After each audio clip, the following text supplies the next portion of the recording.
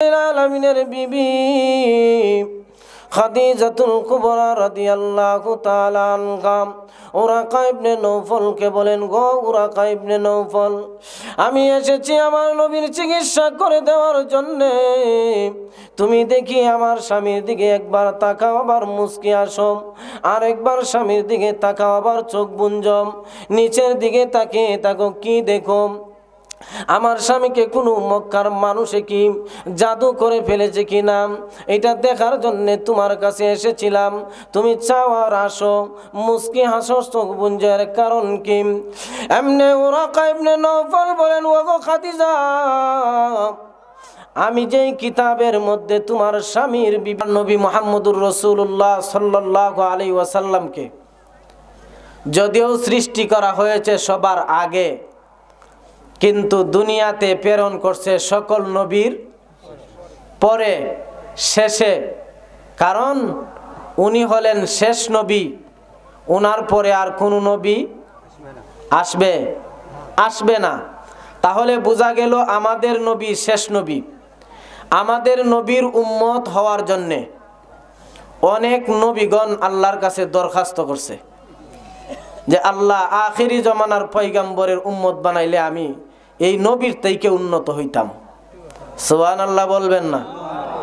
তাহলে বোঝা গেল আমরা কি কেউর কাছে দরখাস্ত করছি যে আমি আখিরি জমানার উম্মত হইতাম? করছি? কেউ করছেন? কেউ করি নাই। তাহলে দরখাস্ত ছাড়াই আল্লাহ তাআলা আমাদেরকে আখিরি পয়গম্বরের উম্মত বানাইছেন না বানাইছে না? তাহলে বোঝা গেল দরখাস্ত ছাড়াই যেহেতু আমরা আখিরি পয়গম্বরের উম্মত হইছি, তাহলে আমরা যেমন দামি আমাদের কাজটাও তেমন দামি। কাজ কি? বুড়ো খেত কাজ করা। কথা বলেন না দেখি। বুড়ো খেত কাজ করা, রিক্সা গাড়ি ড্রাইভার এটা কাজ নেই না। মুসলমান ভাইরা আমার, আমাদের কাজ সর্বোত্তম কাজ, যেটা হলো নামাজ। তাহলে বোঝা গেল আমরা আখিরি জমানার উম্মত হয়েছি এমনিতেই, আল্লাহ আমাদেরকে উম্মত বানায় দিছেন, কিন্তু আমাদের কাঁধে দায়িত্বটাও বড় করে দিছেন। এখন ঠিক কিনা মুসলমান ভাইরা আমার? আল্লাহর নবী বিশ্ব নবী রহমাতুল লিল আলামিন যেই সময় মোটামুটি বয়স্ক হয়ে গেছেন, কের বয়স্ক? যেই সময় আল্লাহ তাকে নবুয়তি দান করবেন, এর কিছুদিন আগে আল্লাহর নবী বিশ্ব নবী রহমাতুল লিল আলামিনকে আল্লাহ রাব্বুল আলামিন ইলহামের মাধ্যমে জানিয়ে দিলেন, ওগো নবীজি, আপনি কিছুদিন একাকিত্ব নির্জনীয় ঘরের ভিতরে অবস্থান করেন। সুবহানাল্লাহ বলবেন। কারণ কি জানেন? কারণ হলো আল্লাহ তাআলা অনেক বিষয় আছে যে বিষয়টিকে মানুষ গুরুত্ব দেয় না। যেমন আমরা অনেকেই তবলিগ করি ঠিকই, কিন্তু চিল্লা থেকে বাড়ি তাইলে আর তবলিগের কথা মনে থাকে না। এখন ঠিক কিনা? আর এই চিল্লাটা যখন 40 দিন লাগা, তখন 3 দিনের চেয়ে গুরুত্ব হয় 40 দিন। আর 40 দিন পরে মানুষের ভিতরে কোনো না কোনো একটা আসর পরে আমলের। এখন ঠিক কিনা? ঠিক তদ্রুপ ভাবে আল্লাহর নবী বিশ্ব নবী রহমাতুল লিল আলামিনকে আল্লাহ বললেন, ওগো নবীজি, আপনি নির্জনীয় একটা স্থানের মধ্যে অবস্থান করেন। আল্লাহর নবী বিশ্ব নবী রহমাতুল লিল আলামিন দেখলেন আমার জন্য নির্জনীয় স্থান হলো গারে হেরা, যেটাকে আরবি ভাষায় বলা হয় জাবালে নূর। এই গারে হেরার ভিতরে আল্লাহর নবী বিশ্ব নবী রহমাতুল লিল আলামিন একে একে করে 40 দিন পর্যন্ত এই গারে হেরার ভিতরে অবস্থান করছেন। আর এই 40 দিন পর্যন্ত নবীজিকে 2 ওয়াক্ত খাবার খাওয়াইতে গিয়া হযরত খাদিজাতুল কুবরা রাদিয়াল্লাহু তাআলা আনহা এই গারে হেরার ভিতরে 2 ওয়াক্ত সকাল এবং বিকালে আল্লাহর নবীকে খাওয়ানোর জন্য উনি খানা নিয়ে যাইতেন। এত কষ্ট হতো এই গারে হেরার ভিতরে। তো আল্লাহর নবী বিশ্ব নবী রহমাতুল লিল আলামিন এই গারে হেরার ভিতরে যেই দিন 40 দিন উপনীত হয়ে গেল, 40 দিন কাটলেন, তখন মুফাসসিরিনে কেরাম লেখেন আল্লাহর নবীর বয়স হয়েছে এই সময় 40 বছর একদিন। কতদিন? আওয়াজ দেন না, কতদিন? 40 বছর একদিন। এই 40 বছর একদিন যখন নবীজির বয়স হয়েছে, তখন আল্লাহ রাব্বুল আলামিন জিব্রাইল আলাইহিস সালাতু ওয়াস সালামকে আল্লাহর নবীর কাছে গারে হেরার ভিতরে পাঠাইলেন। ও জিব্রাইল, আমার নবীকে গিয়া বলো ইকরা। সুবহানাল্লাহ। আল্লাহর নবী বিশ্ব নবী রহমাতুল লিল আলামিনের কাছে আইসা জিব্রাইল আলাইহিস সালাতু ওয়াস সালাম বলেন ইকরা ইয়া মুহাম্মদ। নবী বলেন মা আনা বিকারি। জিব্রাইল বলেন পড়েন। নবী বলেন আমি পড়তে জানি না। এইভাবে তিনবার বললেন। তিনবার নবীজি জবাব দিলেন মা আনা বিকারি, আমি পড়তে জানি না। সুবহানাল্লাহ বলবেন না? চতুর্থবার জিব্রাইল আলাইহিস সালাতু ওয়াস সালাম বলেন, আমি চতুর্থবার আর জিজ্ঞাসা না করে নবীজিকে আমি আমার বুকের সাথে নবীজির বুকটা লাগাই একটা চাপ দিলাম। নবীজি বলেন এই চাপটা যখন আমাকে দেওয়া হলো, তখন আমি ধারণা করলাম যেমন উহুদ পাহাড়টা, আসমানটা আমার উপর ভেঙে পড়ে গেছে। মুসলমান ভাইরা আমার, আল্লাহ নবী বিশ্ব নবী রহমাতুল লিল আলামিন যখন গারে ঘেরার ভিতরে 40 বছর একদিন উপনীত হয়ে গেল, এমত অবস্থায় জিব্রাইল আলাইহিস সালাতু ওয়াস সালাম আল্লাহ নবী বিশ্ব নবী রহমাতুল লিল আলামিনের কাছে আয়েশা বলেন ইকরা ইয়া মুহাম্মদ। নবী বলেন ও জিব্রাইল মা আনা বিকারি, আমি পড়তে জানি না। জিব্রাইল দ্বিতীয়বার বলেন ইকরা ইয়া মুহাম্মদ। নবীজি জবাব দিলেন মা আনা বিকারি, আমি পড়তে জানি না। তৃতীয়বার আবার জিব্রাইল আলাইহিস সালাতু ওয়াস সালাম বলেন ইকরা ইয়া মুহাম্মদ। আল্লাহ নবী বিশ্ব নবী রহমাতুল লিল আলামিন একই জবাব দিলেন। জিব্রাইল আলাইহিস সালাতু ওয়াস সালাম বর্ণনা করেন আমি একবার নয়, দুইবার নয়, তিনবার নবীজিকে যখন বললাম ইকরা ইকরা ইকরা, নবী বলেন মা আনা বিকারি, আমি পড়তে জানি না। জিব্রাইল আলাইহিস সালাতু ওয়াস সালাম বলেন আমার বুঝ হয়ে গেল। আমি একবার, দুইবার, তিনবার বলার পরে আমার ধারণা হয়ে গেল একবার নয়, দুইবার নয়, যদি 3000 বারও আমি মুহাম্মদের কাছে ইকরা শব্দ ব্যবহার করি, নবী 3000 বার বলার পরেও একবারও জবাব দিবেন না। সমস্ত অবস্থার মধ্যেই আল্লাহ নবী বিশ্ব নবী রহমাতুল লিল আলামিন বলেন মা আনা বিকারি। আল্লাহ নবী বিশ্ব নবী রহমাতুল লিল আলামিন যখন 3বার জবাব দিলেন মা আনা বিকারি, আমি পড়তে জানি না, জিব্রাইল আলাইহিস সালাতু ওয়াস সালাম বলেন তখন আমি বিশ্ব নবী রহমাতুল লিল আলামিনকে আমার বুকের সাথে তার বুকটা লাগাইয়া চাপা দিলাম। যেই মুহূর্তে চাপা দিলাম, চাপা দেওয়ার পরে আল্লাহ নবী বিশ্ব নবী রহমাতুল লিল আলামিনকে বললাম ইকরা বিসমি রাব্বিকাল্লাযী খালাক। জিব্রাইল আলাইহিস সালাতু ওয়াস সালাম বলেন যেই মুহূর্তে আমি বললাম ইকরা বিসমি রাব্বিকাল্লাযী খালাক, ওগো নবীজি আপনি পড়ুন ওই রবের নামে যিনি আপনাকে সৃষ্টি করেছেন। মুফাসসিরিনে কেরাম বর্ণনা করেন আল্লাহ নবী বিশ্ব নবী রহমাতুল লিল আলামিন যখন এই কথা শুনলেন ইকরা বিসমি রাব্বিকাল্লাযী খালাক, আল্লাহ নবী বিশ্ব নবী রহমাতুল লিল আলামিন বলেন যে মুহূর্তে জিব্রাইল আলাইহিস সালাতু ওয়াস সালাম আমাকে বললেন পড়ুন আপনার রবের নামে যিনি আপনাকে সৃষ্টি করেছেন, এই কথা বলতে দেরি হয়েছে। আমি বিশ্ব নবী রহমাতুল লিল আলামিন একাধারে কোরআনের 5টা আয়াত জিব্রাইলকে পড়ে শোনায় দিয়েছি।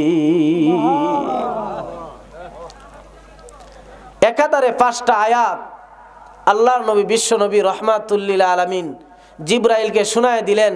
জিব্রাইল বলেন আমি প্রথমেই ধারণা করছি, আপনারা যে বারবার বলতেছি পড়েন পড়েন পড়েন, আপনি বলেন আমি পড়তে জানি না। এখান থেকে আমার বুঝ হয়েছে কার নামে পড়ব, কার নামে পড়ব? আমাদের পড়া তখন হাট্টিমা টিম টিম, তারা মাঠে পারে ডিম, তাদের খাড়া দুটি সিং। রবের নাম নাই, তাও আবার সত্যও না, মিথ্যা। এইটা আমরা পড়বার লাগে ফেরেশান, আমাদের ছেলে মেয়েদেরকে পড়াইবার লাগেও ফেরেশান। জোরে কোন ঠিক কিনা? মুসলমান ভাইরা আমার, খালি শুধু তাই না, আল্লাহ বিশ্ব নবী রাহমাতুল লিল আলামিনকে জিবরাইল আলাইহিস সালাতু ওয়াস সালাম যখন 5টা আয়াত জিবরাইল শুনলেন, আল্লাহর নবী বিশ্ব নবী রাহমাতুল লিল আলামিনকে জিবরাইল বলেন, ওগো নবীজি, এতদিন পর্যন্ত আপনি দাওয়াতে তাবলীগের কাজ করার অনুমতি দেওয়া হয়েছিল না, এখন থেকে আপনাকে দাওয়াতে তাবলীগের কাজ করার অনুমতি দিলেন। ইয়া রাসূলুল্লাহ, ইয়া হাবিবাল্লাহ, ওগো আল্লাহর নবী, আপনি এই মুহূর্তে গারে হেরা থেকে বাইর হয়ে চলে যান, মক্কার আনাচে কানাচে গিয়া মক্কার মানুষদেরকে আপনি দ্বীনের দাওয়াত দেওয়া শুরু করে দেন। আল্লাহর নবী বিশ্ব নবী রাহমাতুল লিল আলামিন গারে হেরা থেকে খাদিজাতুল কুবরা রাদিয়াল্লাহু তাআলা আনহার ঘরের ভিতরে প্রবেশ করলেন। আল্লাহর নবী বিশ্ব নবী রাহমাতুল লিল আলামিন খাদিজাতুল কুবরা রাদিয়াল্লাহু তাআলা আনহাকে ঘরের ভিতরে গিয়া বলেন, ওগো খাদিজা, জাম্মিলুনি জাম্মিলুন, ওগো খাদিজা, আমাকে একটা কম্বল দিয়ে আবৃত করো। কেন জানোনি, গারে ঘেরার ভিতরে একজন ফেরেশতা আগমন করেছিল। এই ফেরেশতা একবার, দুইবার, তিনবার আমাকে বলেছে ইকরা ইকরা, আমি পড়ার জন্যে, কিন্তু ওগো খাদিজা, আমি একবারও জবাব দেই নাই, কোনো কিছু পড়ি নাই। আমি জবাব দিয়েছি, মা আনা বিকারি, আমি পড়তে জানি না। এরপরে আমাকে তার বুকের সাথে বুকটা লাগাইয়া আমাকে একটা চাপ দেওয়া হয়েছে, এবং চাপ দেওয়ার সাথে সাথে আমাকে বললেন, ইকরা বিসমি রাব্বিকাল্লাযী খালাক। এরপরে আমি এই আয়াতগুলো তেলাওয়াত করলাম, আর ওই জিবরাইল আলাইহিস সালাতু ওয়াস সালাম আমাকে বলে দিলেন, ওগো আল্লাহর নবী, আপনি ঘরে যান এবং মক্কার আনাচে কানাচে গিয়া বেঈমানদেরকে দাওয়াত দেন। এজন্য আমার ভয় হয়, না জানি আমার উপর কোনো নির্যাতন নিপীড়ন শুরু হয়ে গেছে। আল্লাহর নবী বিশ্ব নবী রাহমাতুল লিল আলামিনের বিবি খাদিজাতুল কুবরা রাদিয়াল্লাহু তাআলা আনহা বলেন, ইয়া রাসূলুল্লাহ, ইয়া হাবিবাল্লাহ, ওগো আল্লাহর নবী, আপনার উপর কোনো মুসিবত আসবে না, কারণ হলো আপনি আত্মীয়তার বন্ধন করেন, আত্মীয়তার সমাজতা রক্ষা করেন, আপনি আত্মীয়তার মধ্যে কোনো বিশৃঙ্খলা সৃষ্টি করেন না, আপনি এক আল্লাহর দাওয়াত দিবেন, এজন্য আপনার উপর কোনো মুসিবত আসবে না। আল্লাহর নবী বিশ্ব নবী রাহমাতুল লিল আলামিন খাদিজাতুল কুবরা রাদিয়াল্লাহু তাআলা আনহাকে যেই মুহূর্তে বললেন, খাদিজা গো, আমাকে একটা কম্বল দাও, আমাকে একটা কম্বল দাও। আল্লাহর নবী বিশ্ব নবী রাহমাতুল লিল আলামিনের বিবি খাদিজাতুল কুবরা রাদিয়াল্লাহু তাআলা আনহা একটা কম্বল দিয়া আল্লাহর নবী বিশ্ব নবী রাহমাতুল লিল আলামিনকে ডেকে দিলেন। কিছুক্ষণ পর খাদিজাতুল কুবরা রাদিয়াল্লাহু তাআলা আনহা দেখেন আল্লাহর নবী বিশ্ব নবী রাহমাতুল লিল আলামিন কবুতরের বাচ্চার মতো তরতর করে কাঁপতেছে। আরো আস্তে কোন সুবহান, কি করতেছেন? কবুতরের বাচ্চার মতো কাঁপতেছেন। খাদিজা চিন্তা করলো, আরে কি ব্যাপার, গারে হেরা এতদিন অবস্থান করলো, এখন আবার বাড়িতে আসলো। বাড়িতে আসার পরে আমাকে বললো একটা কম্বল দেওয়ার লাগি, আমি একটা কম্বল দিলাম, আবৃত করলাম। কম্বল ফাইলে মানুষ শরীর গরম হয়, শরীর কাঁপে না। কিন্তু এখন দেখি আল্লাহর নবী বিশ্ব নবী রাহমাতুল লিল আলামিনের শরীর কবুতরের মতো কাঁপতেছে। আল্লাহর নবী বিশ্ব নবী রাহমাতুল লিল আলামিনকে চিকিৎসা দেওয়ার জন্যে খাদিজাতুল কুবরা রাদিয়াল্লাহু তাআলা আনহা উনি উনার চাচাতো ভাই উরাকা ইবনে নৌফলের কাছে গেলেন, গিয়া বললেন, ও ভাই উরাকা ইবনে নৌফল, আমার স্বামী গারে হেরার ভিতরে অবস্থান করতেছিল, এমতো অবস্থায় এই ঘটনা ঘটছে, সবগুলো বিস্তারিত উরাকা ইবনে নৌফলের কাছে বললেন। উরাকা ইবনে নৌফল একবার নবীর দিকে তাকায়, আর একবার চোখ বুঞ্জে, আর একবার মুস্কি হাসে। সুবহানাল্লাহ। মুসলমান ভাইরা আমার, আল্লাহ বিশ্ব নবী রাহমাতুল লিল আলামিন কে নিয়ে যেই মুহূর্তে খাদিজাতুল কুবরা রাদিয়াল্লাহু তাআলা আনহা ওরাকা ইবনে নৌফলের কাছে নিয়ে গেলেন। ওরাকা ইবনে নৌফলকে বললেন, ও ওরাকা ইবনে নৌফল, আমার স্বামী বিশ্ব নবী রাহমাতুল লিল আলামিনের এই অবস্থা হয়েছে। ওগো ওরাকা ইবনে নৌফল, আমার স্বামীকে কোনো মক্কার মানুষে কি জাদু করেছে কিনা এই জিনিসটা দেখে দাও। আর ওরাকা ইবনে নৌফল ছিলেন তৎকালীন সময়ে তাওরাত কিতাবের পণ্ডিত। ওরাকা ইবনে নৌফল নবীর দিকে তাকায়, আবার মুস্কি হাসে, আবার নিচে তাকায়, চোখ বুঞ্জে। এমনে আল্লাহ বিশ্ব নবী রাহমাতুল লিল আলামিনের বিবি খাদিজাতুল কুবরা রাদিয়াল্লাহু তাআলা আনহা ওরাকা ইবনে নৌফলকে বলেন, গো ওরাকা ইবনে নৌফল, আমি এসেছি আমার নবীর চিকিৎসা করে দেওয়ার জন্যে। তুমি দেখি আমার স্বামীর দিকে একবার তাকাও, আবার মুস্কি আসো, আর একবার স্বামীর দিকে তাকাও, আবার চোখ বুঞ্জম, নিচের দিকে তাকিয়ে তাকো, কি দেখো? আমার স্বামীকে কোনো মক্কার মানুষে কি জাদু করে ফেলেছে কি না এটা দেখার জন্য তোমার কাছে এসেছিলাম। তুমি চাও আর আসো, মুস্কি হাসো, চোখ বুঞ্জার কারণ কি? এমনি ওরাকা ইবনে নৌফল বলেন, ওগো খাদিজা, আমি যেই কিতাবের মধ্যে তোমার স্বামীর বিভিন্ন সূরত, তোমার স্বামীর বিভিন্ন আকার আকৃতি, যেই কিতাবটা আমার কাছে রয়েছে ওই কিতাবের নাম হলো তাওরাত কিতাব।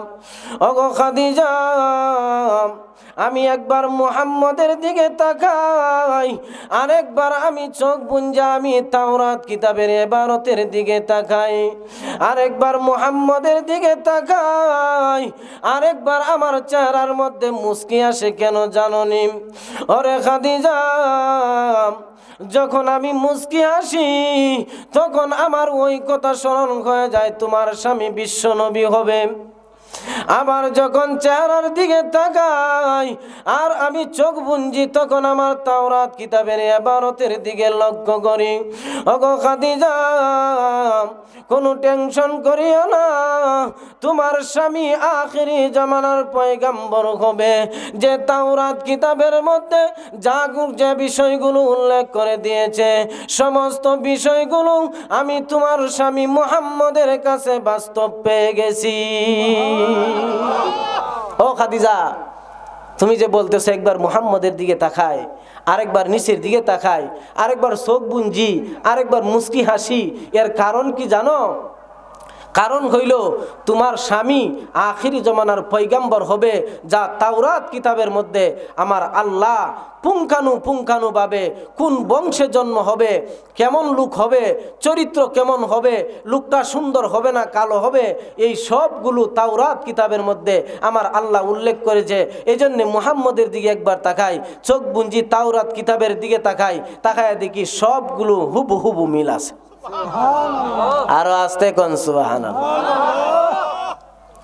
আমার নবীর চেহারাও সুন্দর ছিল, চরিত্রও সুন্দর ছিল, তেলাওয়াত মধুর কণ্ঠে তেলাওয়াত করত। জোরে কোন ঠিক কিনা?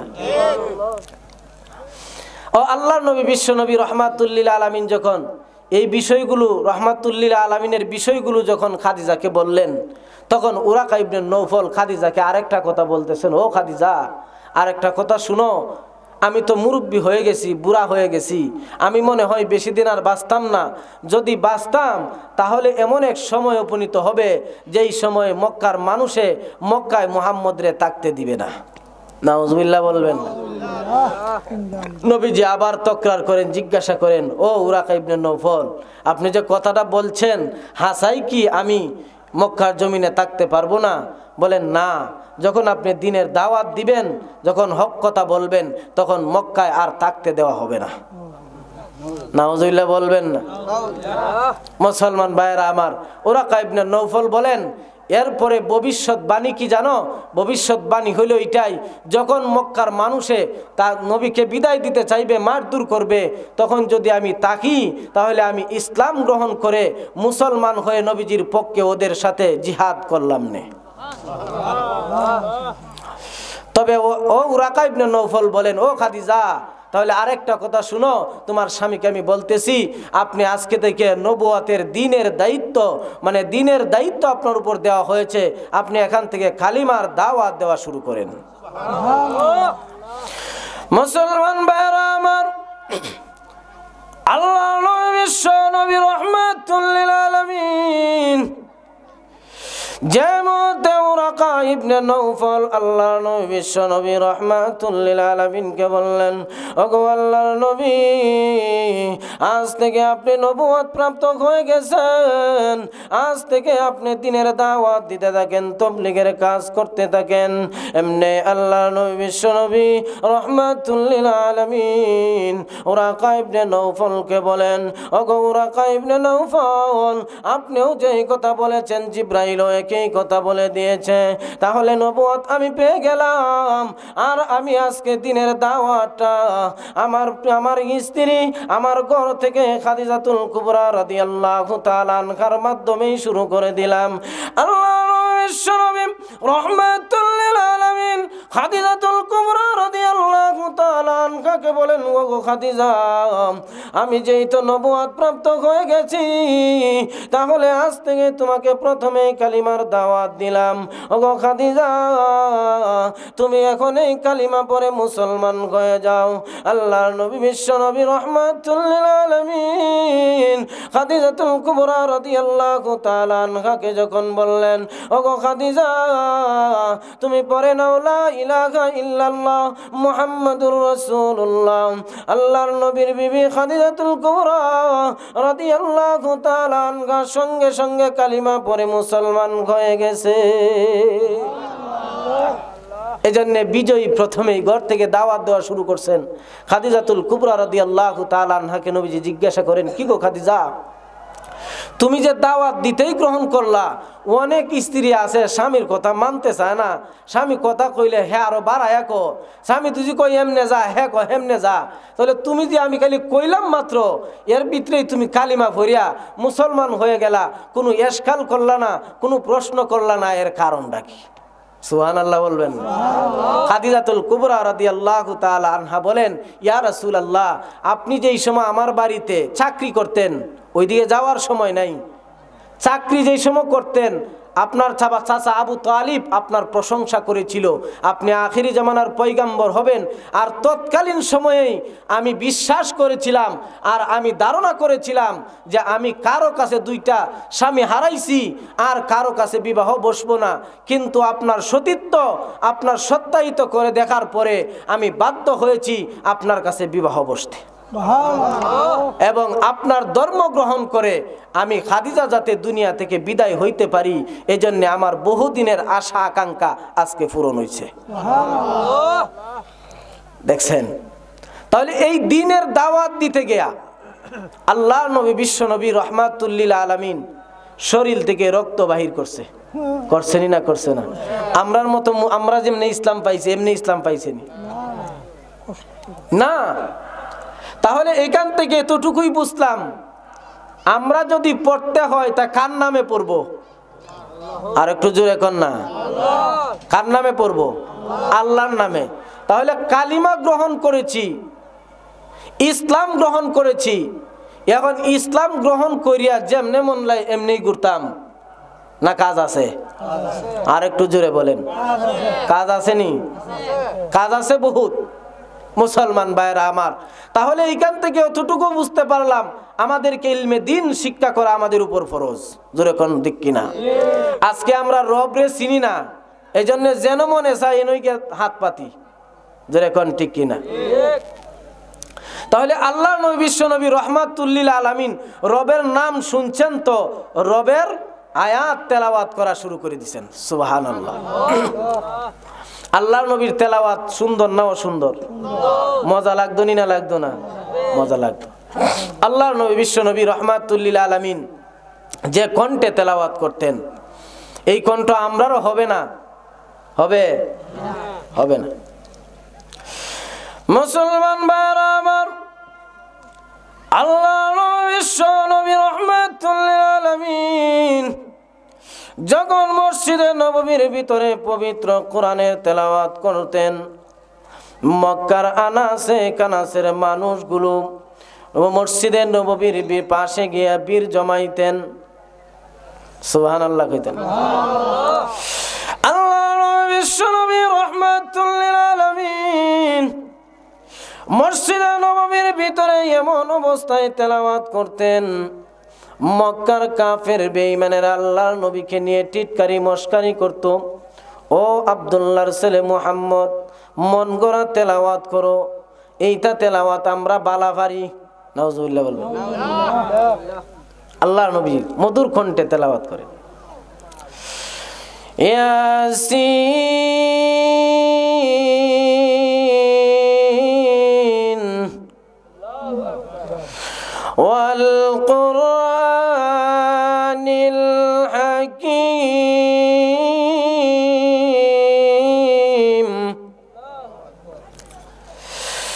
মুসলমান ভাইরা আমার, আল্লাহর বিশ্ব নবী রাহমাতুল লিল আলামিন মসজিদে নববীর ভিতরে যখন কোরআনের তেলাওয়াত করা শুরু করে দিয়েছে, মক্কার কাফের বেঈমানেরা বলে, ও আব্দুল্লাহর ছেলে মুহাম্মদ, তুমি কোন কিতাব নিয়ে আসছো, কোন ধর্ম নিয়ে আসছো, যেই ধর্মের মধ্যে তুমি ফাটলতা সৃষ্টি করা শুরু করে দিয়েছো।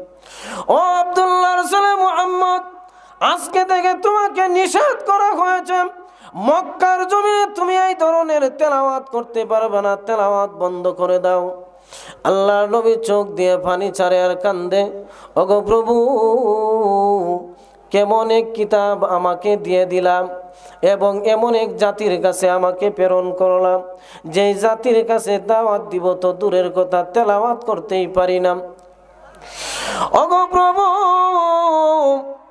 আমাকে এমন একটা জাতির সামনে তুমি নবুয়ত দিয়ে প্রেরণ করেছো, যে জাতি আমাকে পাথর নিক্ষেপ করে, আমাকে পাগল বলে, আমাকে অনেক জিনিস নিয়ে ঠাট্টা বিদ্রুপ করে। ওগো প্রভু, তুমি কেন আমাকে এই জাতির কাছে প্রেরণ করলাম? আল্লাহ নবী বিশ্ব নবী রাহমাতুল লিল আলামিনকে মক্কার কাফের বেঈমানেরা বলতে শুরু করলো, ও আব্দুল্লাহর ছেলে মুহাম্মদ, তেলাওয়াত যদি করতে হয় গো, তাহলে তুমি দিনের বেলায় তেলাওয়াত করতে পারবা না। তুমি তেলাওয়াত করতে হলে রাত্রির বেলা তেলাওয়াত করবা, তাও আবার গভীর রাত্রে তেলাওয়াত করবা, মানুষ ঘুমায় গেলে। নাউজুবিল্লাহ বলেন। ও আব্দুল্লাহর ছেলে মুহাম্মদ, তুমি যদি কোরআনের তেলাওয়াত করতে চাও, তাহলে দিনের বেলা কোনো কোরআনের তেলাওয়াত করতে পারবে না রে, তাহলে তুমি সময় পরিবর্তন করে নাও, তুমি রাত্রি বেলায় কোরআন তেলাওয়াত করবা, না হয় কোরআন তেলাওয়াত করতে পারবা না।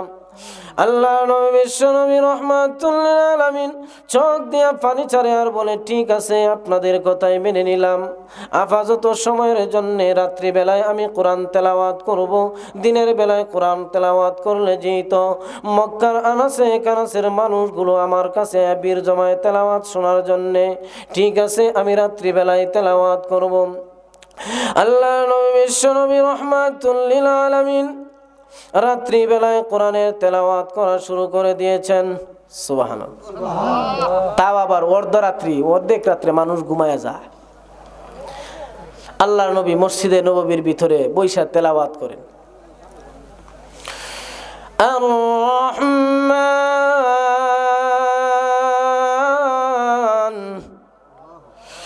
আল্লামাল কুরআন।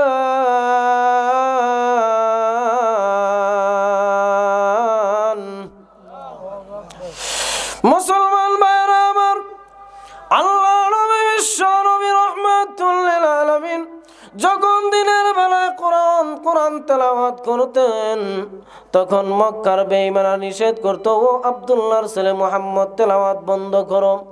এই যন্ত্রণার কারণে আমি তেলাওয়াত বন্ধ করলাম, দিনে তেলাওয়াত করি নাই। কিন্তু দিনে যদি মানুষ হইতো 500, রাত্রে হয় 1000। আল্লাহ নবী বিশ্ব নবী রাহমাতুল লিল আলামিনের কোরআনের আসর কতটুকু মানুষের উপর পড়েছে। হযরত উমর ঘর থেকে বাইরে হয়েছিল, মক্কার জমিনে শুনেছিল যদি মুহাম্মদের কল্লা কেটে আনতে পারে, তাকে 100টা উট পুরস্কার দেওয়া হবে। খলিফাতুল মুসলিমিন উমর আবু জাহেলকে জিজ্ঞাসা করে, ওরে আবু জাহেল, এই 100 উট কি তুমি দিবা নাকি তুমি শুধু ঘোষণায় দিয়েছ? আবু জাহেল বলেন, উমর, 100 উট তো আমি দিব যদি তুমি মুহাম্মদের কল্লাটা কেটে আনতে পারো। খলিফাতুল মুসলিমিন হযরত উমর তলোয়ার নিয়ে বের হয়েছে আল্লাহর নবী বিশ্ব নবী রাহমাতুল লিল আলামিনের কল্লা কেটে আনার জন্য রাস্তা দিয়ে যায়। আর উমর তলোয়ার ঘোরায়। মুহাম্মদের কল্লা আনতে পারলে 100টা উট পুরস্কার পাবো। এমনি একজন সাধারণ মানুষ উমরকে বলেন, গরে উমর, তুমি কোথায় যাও, কার কাছে যাও? তলোয়ার দেখে ঘোরাও। হ্যাঁ, মুহাম্মদের কল্লা কেটে আনার জন্য যাই। কেন রে মুহাম্মদের কল্লা কেটে আনবাম? আরে জানুনি মুহাম্মদ নাকি ধর্মের মধ্যে ফাটলতা সৃষ্টি করে, মূর্তি পূজা নাকি নষ্ট করে দেওয়ার জন্য দাওয়াত করতেছে মানুষদেরকে। এজন্য মুহাম্মদ